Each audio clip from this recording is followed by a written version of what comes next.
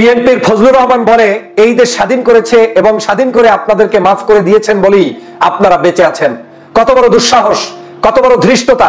যেই বক্তব্য শেখ হাসিনা দিয়েছে, যেই বক্তব্য কাউয়া কাদের দিয়েছে, সেই একই বক্তব্য বিএনপির চেয়ারপারসনের উপদেষ্টা ফজলুর রহমান দিয়ে বলছে দেশটা স্বাধীন করে আপনাদেরকে মাফ করে দিয়েছে। কাদেরকে? তৌহিদি জনতাকে। কাদেরকে? জামাত শিবিরকে। কাদেরকে? তাবলিগকে। কাদেরকে? ইসলাম প্রিয় নাগরিকদেরকে। এই ধরনের বক্তব্য দিয়ে বাংলাদেশ থেকে পালিয়ে গিয়েছে শেখ হাসিনা, আর বিএনপির কাউয়া কাদের এখন নতুনে রূপান্তরিত হচ্ছে আজকের এই ফজলুর রহমান সাহেব। এই ফজলুর রহমান সাহেব এখন ভয় পায় বাংলাদেশের জাতীয়তাবাদী ইসলামী মূল্যবোধের শক্তিকে। ফজলুর রহমান সাহেব এখন ভয় পায় ইসলামী মূল্যবোধের শক্তিকে, এবং এই ফজলুর রহমান সাহেব এখন পার্শ্ববর্তী দেশ ভারতের কথা মতো বাংলাদেশকে আজকের তলানিতে নেওয়ার জন্য, আওয়ামী লীগকে পুনর্বাসন করার জন্যই বিএনপির ছাতা ব্যবহার করে আজকের বিএনপিকে তলানিতে নিয়ে যাচ্ছে, ডুবিয়ে দিচ্ছে। যেটা বিএনপির কারো যদি এখন হুঁশ না আসে, তাহলে এই বিএনপির আগামী দিনের রাজনীতি প্রশ্নবিদ্ধ হবে। আজকের এই ফজলুর রহমান সাহেব বারবার বাংলাদেশের স্বাধীনতার পক্ষের বিপক্ষের শক্তি আবার দাঁড় করানো শুরু করেছে। নিশ্চয়ই জনতা আপনাদের মনে আছে সেই 5ই আগস্টের কথা। শেখ হাসিনা যখন পালিয়ে গিয়েছে, পালানোর আগে একটা শব্দ চয়ন করেছিল, রাজাকার বলে গালি দিয়েছিল। সেই রাজাকারের বাচ্চা গালি দেওয়ার কারণে শেখ হাসিনাকে বাংলার জনতা কিন্তু তাড়িয়ে দিয়েছে। আজও সেই শেখ হাসিনার মতো করে ফজলুর রহমান তার সন্তানের ভূমিকা পালন করছে, তার ভাইয়ের ভূমিকা পালন করছে, তার পরিবারের ভূমিকা পালন করছে। এখন তিনি আবার বাংলাদেশের মানুষদেরকে বিভাজন তৈরি করছে। উনি নাকি দেশটা স্বাধীন করে দিয়েছে। কে বলেছে আপনি স্বাধীন করে দিয়েছেন? কে বলেছে আমার দেশকে আপনি মুক্ত করে দিয়েছেন? কে বলেছে আপনাকে বাংলাদেশের মানুষকে আমরা আপনার কারণে বেঁচে আছি? এত বড় দৃশ্যতা আপনি কোত্থেকে দেখান? বাংলার জনগণ বাংলার জনগণের আধিপত্য নিয়ে বেঁচে আছে। তারা পাকিস্তানের কাছ থেকে মুক্ত হয়ে এদেশে কোনো আধিপত্যবাদকে প্রশ্রয় দিবে না, তারপরে নিজ দায়িত্বে বেঁচে আছে। যার কর্ম তার, সেভাবেই তারা বেঁচে আছে। আমার রাজনীতি আমার, আপনার রাজনীতি আমার। আপনার কত বড় দৃশ্যতা! আপনি বাংলাদেশের মানুষকে এখন আবার স্বাধীনতার সেই সকল চেতনা বিক্রি করে তারপরে দেশকে বৈষম্য তৈরি করতে চান। ফজলুর রহমান সাহেব, আপনার এই সকল চটকদারি, শয়তানি, এই সকল মানুষকে বিভাজন করার অপরাজনীতি, সেটাই দেশের জনগণ কোনোদিন গ্রহণ করবে না। সে কারণেই আপনি বলছেন যে আপনাকে কেন এখন মানুষ জুতা নিক্ষেপ করে, বোঝেন না? সে কারণেই আপনি বলছেন আপনাকে কেন থুতু নিক্ষেপ করে, আপনি বোঝেন না? আপনাকে থুতু নিক্ষেপ করে আপনার গলার কারণে, আপনার চাপার কারণে, আপনার গানের কারণে, আপনার ঠোঁটের কারণে, আপনার অভদ্রতার কারণে, আপনার ইতিহাস বিক্রি করার কারণে। বাংলাদেশের কোন জায়গায় আপনার মতো ফজলুর রহমান বিএনপি নয়, জামাত নয়, চরমনাই নয়, স্বয়ং একেবারে আল্লাহর ওলি হয়ে তাহাজ্জুদ পড়ে আসলেও আপনাকে জনগণ গ্রহণ করবে না, কারণ জনগণের ভালোবাসা পাওয়ার মতো যোগ্যতা আপনার নেই। আপনি ডাইরেক্ট ভারতের দালাল, পার্শ্ববর্তী দেশ থেকে এসে বাংলাদেশকে বিভাজন করে এই দেশটাকে ধ্বংস করার জন্য নেমেছেন। আদালতে 53 বছর পরে দেশের স্বাধীনতার পক্ষের বিপক্ষের শক্তি সাজাচ্ছেন। এটা আমার দলের জন্য কোনোদিন কল্যাণ হবে না। অতএব ফজলুর রহমান সাহেব, সাবধান হয়ে যান। আপনার এই সকল বক্তব্য পরিহার না করলে জনতার কাতারে কোনোদিন দাঁড়াতে পারবেন না। আপনিও ডুববেন, আর আপনি যেই দলের পরিচয় দেন সেই দলটাকে ডুবানোর জন্য আপনি পরিকল্পিতভাবেই রাস্তায় নেমেছেন। তৌহিদি জনতা, আমার গালে কেন জুতা মারেন? আমার গায়ে কেন জুতা নিক্ষেপ করেন? আমাকে কেন জামাত শিবিরের ছেলেরা যা তা যেভাবে খুশি সেভাবে বকছেন? কারণ এই বাংলাদেশটা আমি স্বাধীন করে দিয়েছি, আর সে কারণেই আজকের এই তৌহিদি জনতা আমাকে এভাবে জুতা নিক্ষেপ করতে পারছেন। এই বক্তব্যগুলো দিচ্ছেন বিএনপির চেয়ারপারসনের উপদেষ্টা জনাব ফজলুর রহমান সাহেব। আপনারা জানেন দীর্ঘদিন পর্যন্ত এই ফজলুর রহমান বিভিন্ন সময় আলোচনায় সমালোচনায় রয়েছে বাংলাদেশের রাজনীতিতে। ফজলুর রহমান সাহেব সাম্প্রতিক সময়ে এমন কিছু কার্যক্রম শুরু করেছেন যেটার দ্বারা বাংলাদেশের সর্ববৃহৎ জনপ্রিয় একটি দল, বাংলাদেশ জাতীয়তাবাদী দলকে আজকের কাউয়া কাদেরের মতো একটি সমালোচনায় রূপান্তরিত করতে যাচ্ছেন। সকাল সন্ধ্যা তিনি টার্গেট ভিত্তিক মানুষদেরকে আজকের বিভিন্ন জায়গায় বিভাজন তৈরি করছেন। সকাল সন্ধ্যা তিনি নিজেকেই নিজে অপমান করছেন।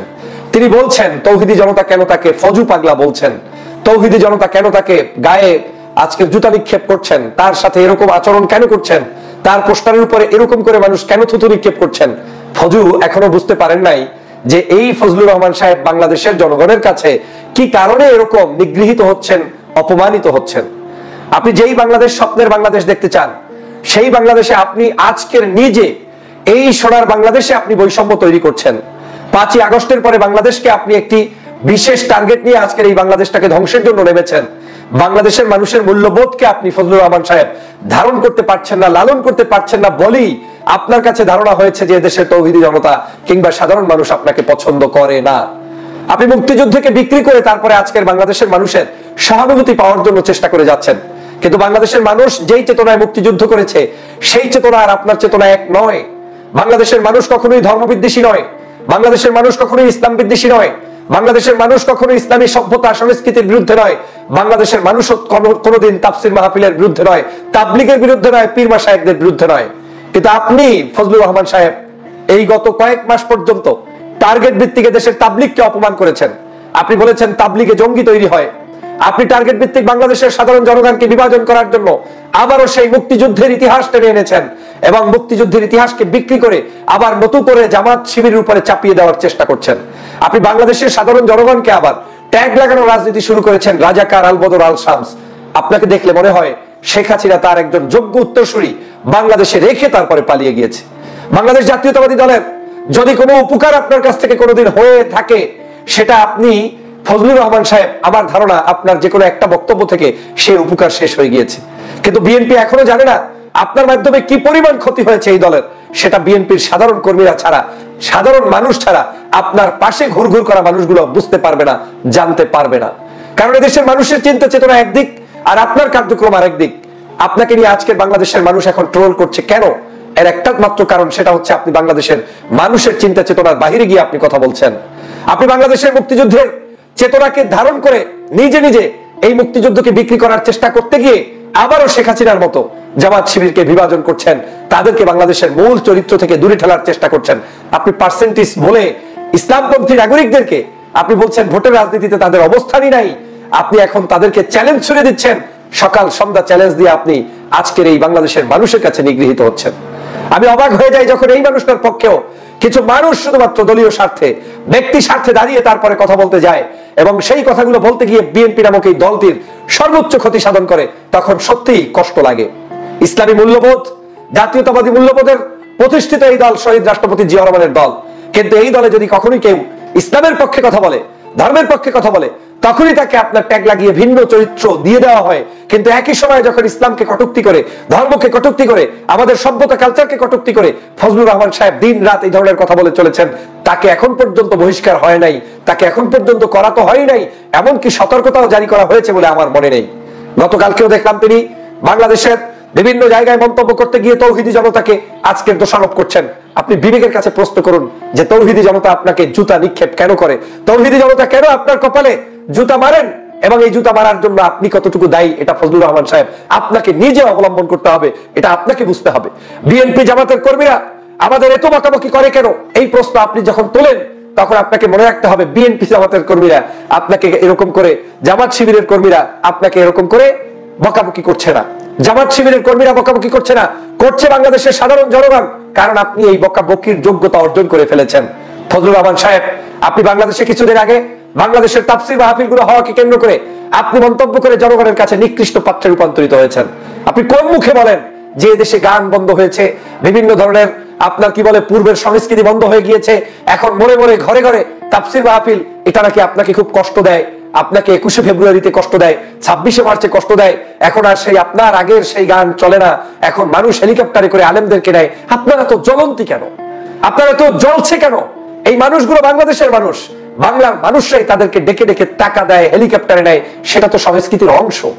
অতএব তাদের সাথে আপনি যদি তার বাজিয়ে তারপরে উল্টো পথে হাঁটতে গিয়ে নিজে নিজে অপমানিত বোধ করেন, তাহলে তার কিছু করার নেই। কারণ আপনাকে বাংলাদেশের মানুষ উপেক্ষিত করেছে। এবং আমি চ্যালেঞ্জ দিয়ে বললাম, বাংলাদেশের প্রত্যেকটি জায়গায় যদি এমনও হয় যে 300 আসনেও বিএনপির প্রার্থী নির্বাচিত হবে, আপনার আসলে আপনি নির্বাচিত হতে পারবেন না। ধানের শেষ না, দাঁড়িপাল্লা নিয়ে আসলেও পারবেন না। কারণ আপনার এই বক্তব্য, এই শব্দচয়ন বাংলার জনগণ পছন্দ করে না। এদেশের মানুষকে রাজনীতি করতে আপত্তি নেই, মানুষের রাজনীতি থাকতে হবে। বিএনপি রাজনীতি করবে, শহীদ জিয়ার আদর্শ প্রচার করবে, খালেদা জিয়ার ত্যাগ তিতিক্ষা প্রচার করবে, অভাব নাই। কিন্তু আপনি সেই সকল লাইনে না দৌড়িয়ে পার্শ্ববর্তী রাষ্ট্রের একটি পরিকল্পনায় আপনি পরিকল্পিতভাবে এই দলকে ডুবানোর জন্য নেমেছেন। আমি যদি একটু খোলাসা করে বলি, ফজলুর রহমান সাহেবদের মাস্টার প্ল্যান হচ্ছে বাংলাদেশে আওয়ামী লীগকে নতুন করে পুনর্বাসন করা, এবং আওয়ামী লীগ এবং বিএনপি যে একই জিনিস, এটা এস্টাবলিশ করার জন্যই ফজলুর রহমান সাহেবদেরকে নামানো হয়েছে। এদেরকে প্রশ্রয় দেওয়ার মানে গণতন্ত্র না। যেই বিএনপির নেতাকর্মীরা ভাবেন যে একটি বিশাল দল এখানে সব থাকবে, তাই বলে পাগল থাকবে, তাই বলে যা ইচ্ছে তাই বলবে সেই মানুষ থাকবে, সেরকম মানুষ থাকলে বিএনপির যে দশা এখন হয়েছে, আরো কিছুদিন অপেক্ষা করলে আরো করুণ পরিণতিতে দিকেই ধাপিত হতে হবে।